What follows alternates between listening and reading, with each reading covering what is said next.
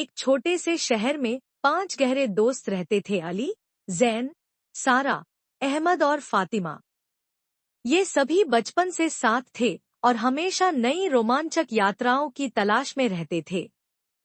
एक दिन जब वे लाइब्रेरी में थे, उन्हें एक पुरानी रहस्यमयी किताब मिली। एक रहस्यमयी किताब की खोज। सारा ने किताब खोली और पढ़ना शुरू किया।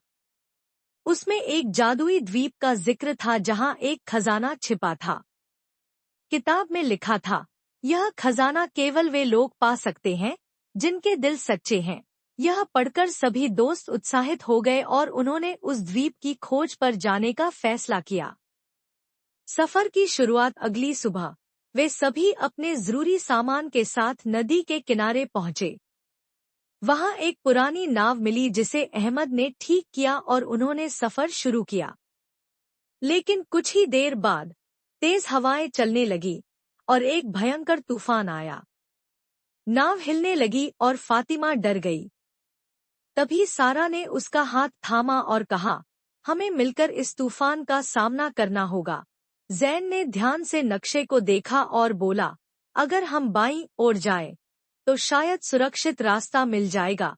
अहमद ने पूरी ताकत से नाव को संभाला और कुछ देर बाद तूफान शांत हो गया। खतरनाक जंगल और शेर का सामना नदी पार करने के बाद वे एक घने जंगल में पहुंचे। जंगल अंधेरा और डरावना था। चलते चलते उन्हें एक टूटा हुआ पुल मिला। अली ने सूझबूझ से लकड़ी की शाखाओं से नया रास्ता बनाया और सभी ने पुल पार कर लिया। तभी अचानक झाड़ियों से एक शेर निकला। सभी डर गए। लेकिन जैन को किताब में पढ़ी एक बात याद आई कि जंगल के जानवर तेज आवाजों से डरते हैं। उसने जोर से सीटी बजाई और सभी ने मिलकर शोर मचाया। शेर डरकर भाग गया और उन्होंने राहत की सांस ली। गुफा और रहस्यमयी पहेली। आखिरकार वे द्वीप के पास एक गुफा तक पहुंचे जहां खजाना छिपा था। लेकिन गुफा का दरवाजा बंद था और उस पर एक पहेली लिखी थी, सबसे बड़ी दौलत क्या है? अली बोला, शायद सोना। फातिमा ने कहा, नहीं, ज्ञान सबसे बड़ी दौलत है। लेकिन सारा मुस्कराई और बोली, नहीं, सबसे बड़ी दौलत हमारी दोस्ती है।